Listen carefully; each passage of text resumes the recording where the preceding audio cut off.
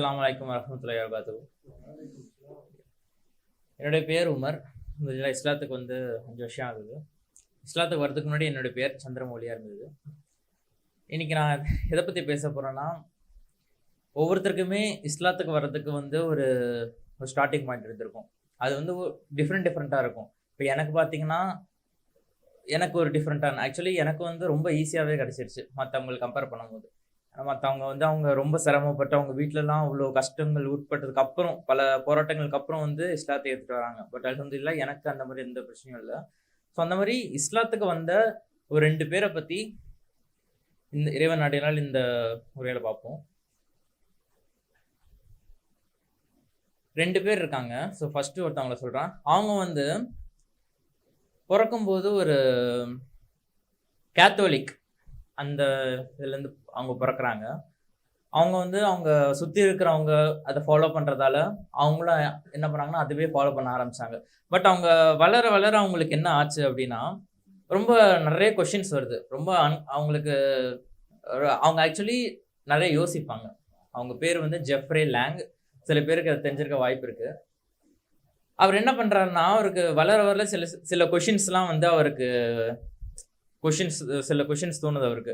எதனால் இந்த மாதிரி கஷ்டப்படுறாங்க, ஆக்சுவலி எதுக்கு சஃபரிங்னு ஒன்று இருக்குது, கஷ்டம்னு ஒன்று இருக்குது, எதனால் இருக்கணும், எதனால் அதுவும் இன்னசென்ட் பீப்புள் ஏன் கஷ்டப்படுறாங்க, மற்றவங்களாம் இன்னசென்ட் இல்லாதவங்களாம் ரொம்ப ஜாலியாக இருக்காங்க, எதனால் இப்படி நடக்குது, அதுவும் இல்லாமல் இந்த ரிலீஜனில் ஏன் முரண்பாடுகள் நிறைய இருக்குது, இதெல்லாம் அவருக்கு ரொம்ப கொஷின்ஸ். அவர் வளர வளர அவர் ஒரு கட்டத்தில் என்ன முடிவு எடுத்தார்னா, எனக்கு என்னோட கொஷின்ஸை இந்த ரிலீஜியனை சாட்டிஸ்ஃபை பண்ணலை அப்படின்னு சொல்லிட்டு அவர் ரிலீஜியன் நம்பாமல் ஏத்திஸ்டாக இருக்கிறாரு.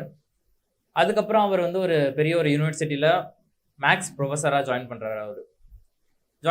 இந்த மாதிரி அவர் எதுவும் இல்லாமல் லாஜிக்காக இந்த மாதிரி பிளைண்டாக நம்பாமல் எது இல்லாமல் பெர்ஃபெக்டாக இருக்கணும். ஒரு ரீசன் இருக்கணும். இப்போ ஒன்று நடக்குதுன்னா ஏதாச்சும் ஒரு ரீசன் இருக்கணும். இப்போ ஃபார் எக்ஸாம்பிள் மேக்ஸ்லேயே ஒரு லா இருக்குன்னா அந்த லா வந்ததுக்கு ஏதாச்சும் ஒரு ரீசன் இருக்கும். இந்த மாதிரி இல்லாமல் ப்ராக்டிக்கலாக லாஜிக்காக யோசிப்பார் அவரோட ஸ்டூடெண்ட்ஸ் சில முஸ்லீம் ஸ்டூடெண்ட்ஸ் ஒரு தடவை அவருக்கு குரானை கொடுக்குறாங்க. குரானை அன்பளிப்பாக கொடுக்குறாங்க. அவர் வாங்கிட்டு ஃபோர்ஸ்லாம் பண்ணலை. அவங்க இதை நீங்கள் படிச்சாகணும் ஃபோர்ஸ்லாம் பண்ணலை. அவங்க ஸ்டூடெண்ட்ஸ் கொடுத்தாங்க, இவரும் வாங்கிட்டார். அதுக்கப்புறம் சரி என்ன இருக்குது, என்னதான் இருக்குதுன்னு சொல்லிட்டு பார்ப்போம் அப்படின்னு சொல்லிட்டு ஒரு பயபக்தியாக இல்லாமல் ஒரு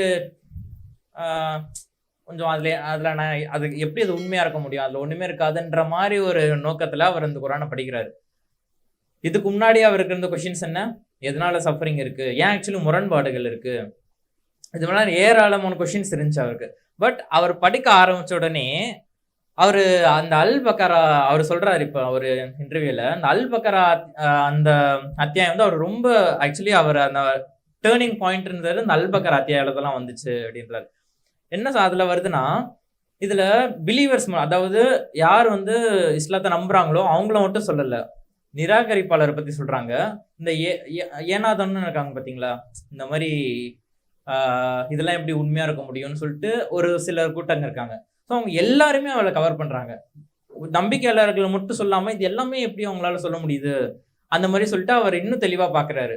அப்போ அவங்களுக்கு தெரியுது இந்த மாதிரி ஒரு கட்டத்தில் அவர் வசனங்கள்லாம் படிக்கும்போது அவருக்கு ஒரு தோணுது, இந்த குரான் ஏன் என்கிட்ட பேசுகிற மாதிரி இருக்குது அப்படின்னு அவரே நினச்சிக்கிறாரு. அந்த குரானோட வசனங்கள்லாம் அவரை பற்றி பேசுகிற மாதிரி இருக்குது. அவர் இந்த மாதிரி எதையும் நம்பாமல் இருக்காரு. அவரை பற்றி நீங்கள் குரானை சிந்திக்க மாட்டேங்களா, குரானை படிக்க மாட்டீங்களான்னு சொல்லிட்டு அவர் கேள்வி கேட்குறாங்க.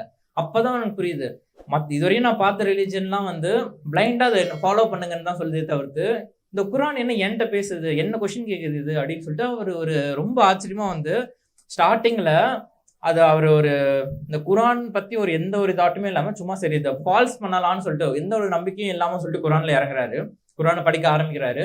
பட் அவர்கிட்ட பேசுகிற மாதிரி அவர் உணர்றாரு. அதை கொஞ்சம் கொஞ்சமாக அதுக்கப்புறம் அதை இன்னும் படிக்க ஆரம்பிக்கிறாரு. அப்போ தான் அவருக்கு இன்னொன்று வருது.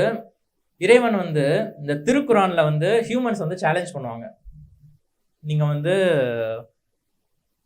அதான் எந்த ஒரு மதமும் அதாவது இந்த ஒரு வேற ஒரு மார்க்கமும் சேலஞ்ச் பண்ணாது. ஆக்சுவலி உங்களால் முடிஞ்சால் இந்த குரானை இன்னொரு அத்தியாயத்தை கொண்டு வாங்க அப்படின்னு சொல்லிட்டு இறைவன் சொல்கிறான். இன்னொரு வசன அத்தியாயத்தை இந்த மாதிரி கொண்டு வரும்னு சொன்னால் அது அவர் இன்னும் அவருக்கு ரொம்ப அது ரொம்ப எப்படி இது சேலஞ்ச் பண்ற மாதிரி இருக்கு. இதுக்கு குரானுக்கு பயமா இல்லையா? இப்ப கண்டிப்பா எல்லார்ட்டையும் ஒரு குறைபாடுகள் இருக்கும். அந்த குறைபாடுகள் இருக்கிறவங்க கண்டிப்பா இந்த மாதிரி சேலஞ்ச் பண்ண மாட்டாங்க. ஏன்னா தெரிஞ்சிச்சுன்னா அவங்க வீக்னஸ் தெரிஞ்சிரும்னு சொல்லிட்டு இருப்பாங்க. அப்ப எதனால இந்த மாதிரிலாம் வருது சொல்லிட்டு இன்னும் நல்லா டீப்பா பாக்குறாரு. அப்பதான் அவரோட ஒரு ஒரு கட்டத்துக்கு போறாரு. இதுதான் கரெக்ட். ஆனா நான் எப்படி மாறுறது? எனக்குன்னு ஒரு ஈகோ இருக்கு, என்விரான்மெண்ட் இருக்கு, நான் மாறினா எல்லாம் கேட்பாங்க, அது மாதிரிலாம் இருக்கு அப்படின்னு சொன்னோடனே குரான்ல அதுக்கும் ஒரு வசனம் இருக்கு. எப்படின்னா சிலர் இருப்பாங்க, அவங்க மனசு அவங்க மனம்ல வந்து இதுதான் கரெக்ட்னு தெரியும், இருந்தாலும் அவங்க நிராகரிப்பார்கள்னு சொல்லிட்டு வருது. இதுக்கப்புறம் அவரால் அதை அக்செப்ட் பண்ணாம இருக்க முடியல. அவர் என்ன பண்றாருன்னா இஸ்லாத்தை அல்ஹம்துலில்லாஹ் அக்செப்ட் பண்ணிக்கிறாரு. அதுக்கப்புறமா அவர் சும்மா இல்லாம என்ன பண்றாருன்னா இதை பத்தி வெளியே சொல்றாரு, மற்ற மக்களுக்கு சொல்றாரு. அவர் ஆக்சுவலி ஏற்கனவே ஒரு பெரிய ப்ரொஃபசர், மேக்ஸ் ப்ரொஃபசர், எல்லாமே லாஜிக்கலா எல்லாமே பெர்ஃபெக்டா இருக்குன்னு நினைக்கிறவரு இதை பத்தி சொல்ல ஆரம்பிக்கிறாரு. 2 புக்கு எழுதுறாரு. ஒண்ணு வந்து இந்த ஈவன் ஏஞ்சல்ஸ் ஆஸ்க், இந்த மாதிரி ஒரு புக்ல வந்து பலர் வந்து மனசுக்குள்ள நினைச்சிட்டு இருக்கிற டவுட்ஸ் எல்லாம் இதுல கிளியர் பண்றாரு. அதாவது அவர் எப்படி இந்த இஸ்லாத்துக்குள்ள வந்தாருன்னா அவருக்கு சில டவுட்ஸ் இருந்துச்சு. அந்த டவுட்ஸை மற்ற இது சாட்டிஸ்ஃபை பண்ணல. பட் இஸ்லாம் இந்த திருக்குரான்ல இறைவன் வந்து அவரோட கேள்விகள் பதில் அளித்ததால இந்த மாதிரி டவுட்ஸ் நிறைய பேர் இருக்கும். கரெக்டுங்களா? அந்த டவுட்ஸை வந்து மற்றவங்களுக்கு சிலர் வந்து மற்றவங்கள்ட்ட கேட்பாங்க. சிலர் வந்து இவரை மாதிரி ரொம்ப சிலர் தான் படிச்சு அவங்களே தெரிஞ்சுப்பாங்க. மற்றவங்க எல்லாம் வந்து அதை விட்டுட்டு அப்படியே போயிடுவாங்க. ஸோ அந்த மாதிரி மக்களுக்கு வந்து இந்த டவுட்ஸை கிளாரிஃபை பண்ணணும்னு சொல்லிட்டு இந்த மாதிரி ஈவன் ஏஞ்சல்ஸ் ஆஸ்க் அந்த மாதிரி சொல்லிட்டு ஒரு புத்தகத்தை எழுதுறாரு. இன்னொரு புத்தகத்தோட பேரு வந்து இன்னொரு புத்தகம் பேரு நான் சொல்றேன். இந்த மாதிரி வந்து அவரோட வாழ்க்கையில ஒரு நாத்திகரா இருந்து படிச்சு அவரா சிந்திச்சு இந்த குரானை படிச்சு புரிஞ்சு இஸ்லாத்துக்கு வந்திருக்காரு. அவருக்கு ரொம்ப நான் அந்த குரான் வசனம் ரொம்ப ஈர்ப்புடைய இருந்தது. குரானை நீங்க சிந்திக்க மாட்டீங்களா அப்படின்னு சொல்லிட்டு. ஏன்னா அது உங்களை சிந்திக்க தூணுது. கரெக்டுங்களா? அது வந்து நீங்க இஸ்லாத்தை ஃபாலோ பண்ணுங்கன்னு சொல்லல, நீங்க சிந்திச்சுன்னு கடைசியில நீங்க இங்கதான் வருவீங்கன்னு சொல்லிட்டு இறைவன் வந்து ஓப்பன் சேலஞ்ச் பண்றான். நீங்க என்னதான் பண்ணாலும் உங்களுக்கு இதை விட உங்களுக்கு இன்னொரு வேதத்தை கொடுக்க முடியாது அப்படின்னு சொல்லிட்டு இறைவன் சொல்றான். இது வந்து ஜெஃப்ரே லாங்கோட ஸ்டோரி. இது அவர் யூடியூப்ல நிறைய வீடியோஸ் ஆக்சுவலி போட்டிருப்பாரு. ஸோ அது ரொம்ப ஆக்சுவலி நல்லா இருக்கும். ஒரு 3/4 மணி நேரம் வீடியோ இருக்குன்னு நினைக்கிறேன். ஸோ அது ஃப்ரீ டைம்ல கேட்டு பாருங்க. 2வது வந்து கேரி மில்லர் அப்படின்னு சொல்லிட்டு இன்னொரு ஒரு சர்ச் பிரீஸ்ட்னு சொல்லுவாங்க, பாதிரியார் நம்ம சொல்லுவாங்கல்ல, அந்த மாதிரி இவர் வந்து ஆக்சுவலி அதுல முன்ன ஜெஃப்ரி லாங் வந்து ஆக்சுவலி ஏத்திஸ்டா இருந்தாரு. அவருக்கு இதெல்லாம் நம்பிக்கையெல்லாம் விட்டுட்டு இறைவன் அவர் மேல அப்படி ஒரு இறைவன் இருக்க முடியாதுன்னு சொல்லிட்டு ஒரு தாட்ல இருந்து இஸ்லாத்துக்கு வந்தாரு. பட் இவர் வந்து இன்னொரு மார்க்கத்தை ஃபாலோ பண்ணிட்டு இருக்கவர், இன்னொரு கிறிஸ்டியானிட்டி ஃபாலோ பண்ணிட்டு இருக்காரு. இவர் ஆக்சுவலி எதுக்காக வராங்கன்னா இஸ்லாத்தை வந்து ஃபால்ஸ், அதாவது பொய்யாக்கணும், இஸ்லாத்தை வந்து அது தப்பு சொல்லி அது பொய்யாக்கணும்னு சொல்லிட்டு ஒரு குறிக்கோள்ல வந்து ஃபர்ஸ்ட் உள்ள வராரு. ஓகேங்களா? அதுல வந்து ஒரு வசனம் வருது. எப்படின்னா,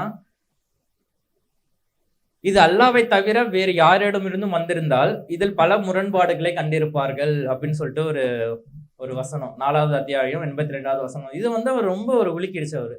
அதுக்கப்புறம் தான் பாக்குறாரு கரெக்டா மற்ற இதெல்லாம் கான்ட்ராடிக்ஷன் இருக்கு, பட் எப்படி இந்த புக்ல மட்டும் கான்ட்ராடிக்ஷனே இல்லை அப்படின்னு சொல்லிட்டு ரொம்ப ரிசர்ச் பண்ணும்போது அவருக்கு அது ரொம்ப பிடிச்சி போகுது. அதுக்கப்புறம் அவர் என்ன பண்ணதுன்னா இன்னொன்னு சில வசனங்கள்லாம் சொல்லும்போது இறைவன் வந்து இந்த திருக்குரானை சொன்னது வந்து, அதாவது முகமதுன்னு ஒருத்தர் இருந்தாரு, அவர் மூலமா தான் இந்த குரான் வந்துச்சு. அவர் இதை சொல்லல, இறைவன் வந்து அவருக்கு இந்த குரான் வசனங்கள்லாம் சொன்னதால அவர் வந்து இதை சொல்லுவார். ஓகேங்களா? அதுல சில வசனத்துல வரும், இறைவன் என்ன சொல்லுவான்னா, நபியே நீங்க இந்த மாதிரி ஏதாச்சும் மக்கள்லாம் உங்கள்ட்ட கேட்டாங்கன்னா நீங்க உங்களுக்கு தெரியாதுன்னு சொல்லிடுங்க, அந்த மாதிரி ஒன்று சொல்லுவோம்.